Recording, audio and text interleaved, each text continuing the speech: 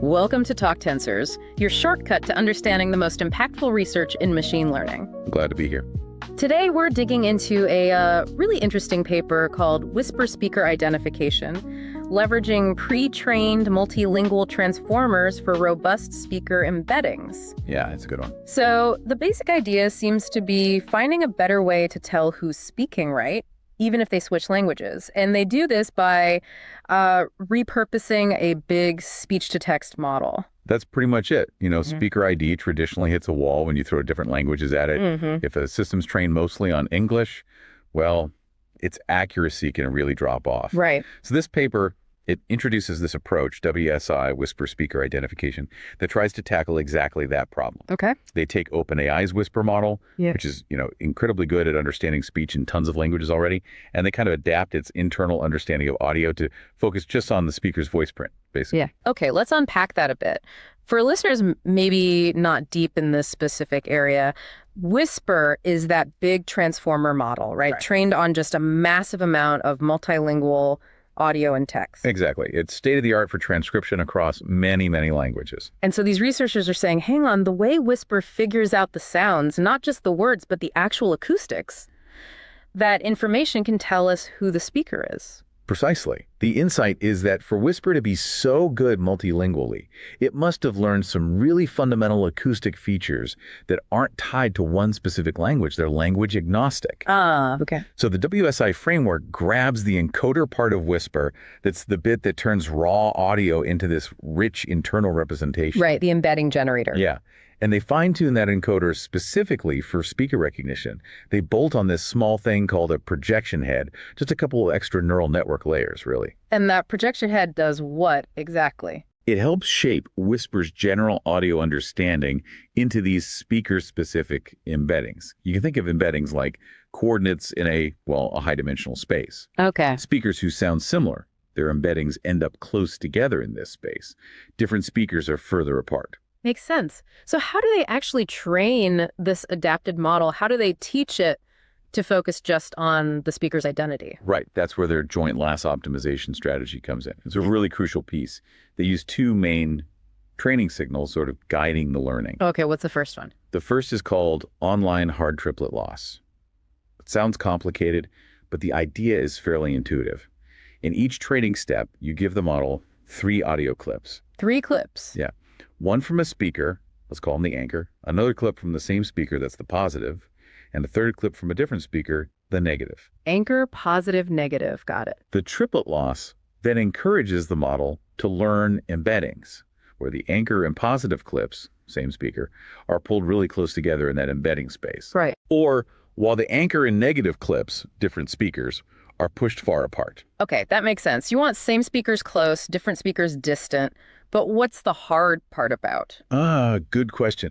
The hard mining means that within each batch of training data, the system specifically picks the most challenging triplets.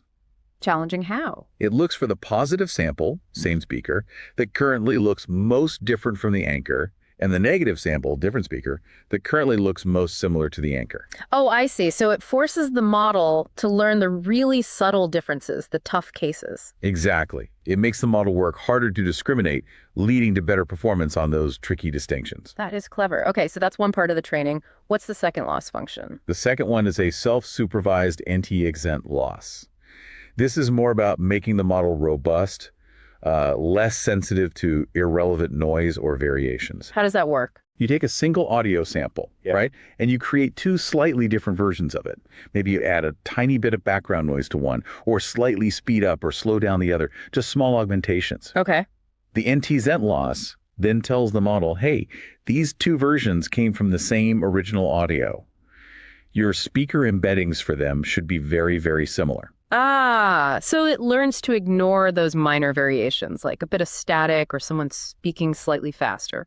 It focuses on the core voice signature. Precisely that. It helps build more reliable, more consistent speaker embeddings, even if the recording conditions aren't perfect. So you've got the triplet loss pushing different speakers apart and same speakers together, and the anti-exent loss making sure it recognizes the same speaker even with audio variations. You got it. And the actual training uses a weighted combination of both these losses.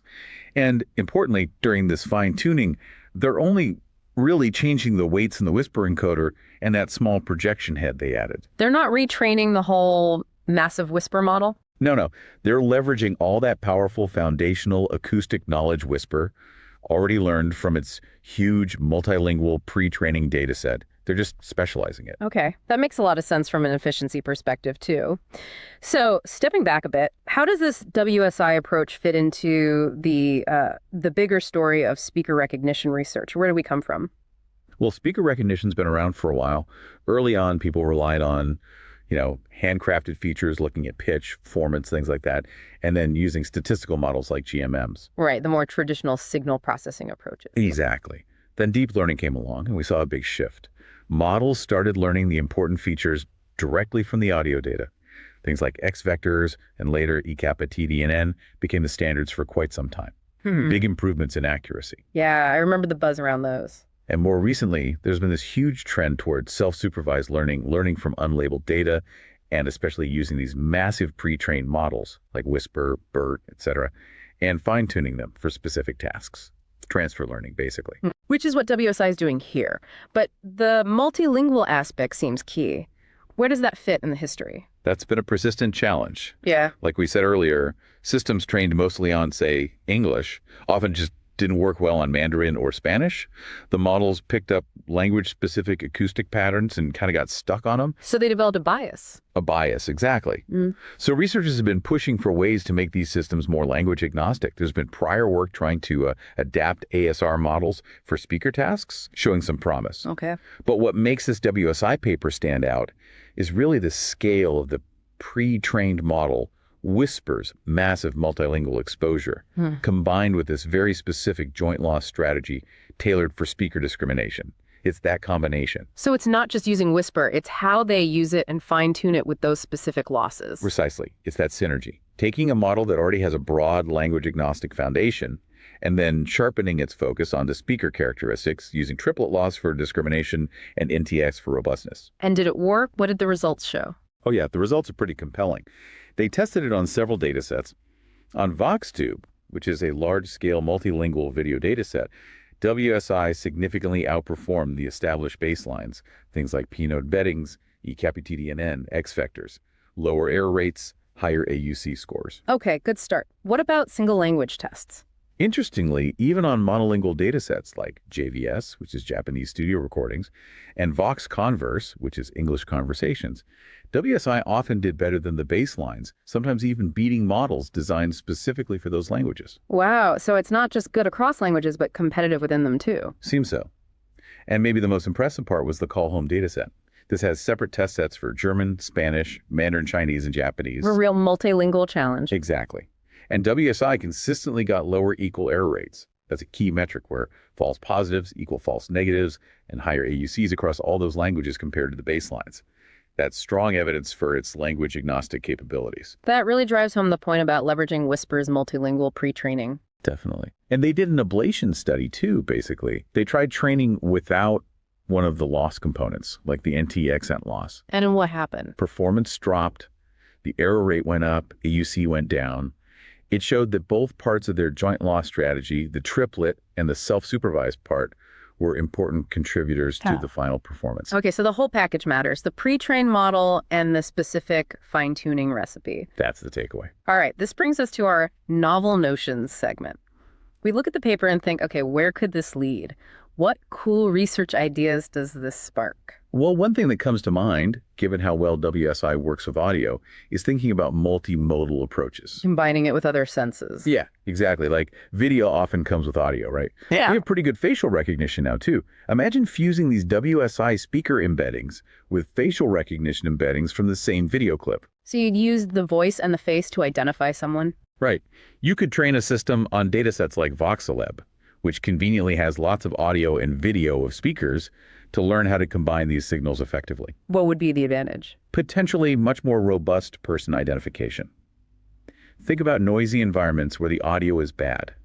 Maybe the visual cues help. Or if someone's face is partially hidden, maybe the voice helps. It could make identification more reliable in tricky real-world situations. That makes a lot of sense, using complementary information. Okay, interesting idea. Got another one? Another avenue, I think, is exploring how this WSI approach works for really low-resource languages. Languages Whisper wasn't trained on much or at all. Exactly. Whisper is amazing, covers a lot of ground, but it doesn't have deep coverage of every language on Earth. So you could investigate fine-tuning this WSI framework, maybe starting from the pre-trained Whisper, but then training it further on smaller data sets that specifically include a bunch of these low-resource languages. Kind of specializing it further. Yeah, and you'd analyze the trade-offs.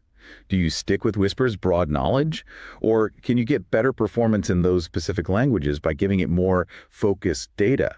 Maybe you could even use techniques like meta-learning. To help it adapt quickly. Right, to help it quickly learn speaker patterns in a new low-resource language based on what it learned across many other languages before. This could be really impactful for bringing speaker ID tech to communities that are currently underserved linguistically. Both really cool directions. And just to be clear for everyone listening, these are speculative ideas, right? Food for thought inspired by the paper. Absolutely. Just exploring possibilities. More research needed, of course. Okay, so let's wrap up this deep dive. The core message from the Whisper speaker identification paper seems to be that we can get a big boost in multilingual speaker recognition by smartly adapting these powerful pre-trained ASR models like Whisper. Yeah, the combination of that multilingual pre-training and their specific joint loss optimization strategy really seems to be effective. It delivers strong results across different languages, often beating older methods. If you want all the technical details, the nitty-gritty, definitely check out the paper. We'll link it in the description. It's worth the read. And it leaves us with a final thought, doesn't it? If repurposing these big ASR models works so well for speaker ID, what other speech tasks could benefit from this kind of approach? Voice conversion, emotion recognition, maybe even detecting health conditions from voice. It definitely feels like there's a lot more potential waiting to be unlocked from these rich audio representations. A fascinating question indeed. Until next time on TalkTensors. Keep exploring those tensors.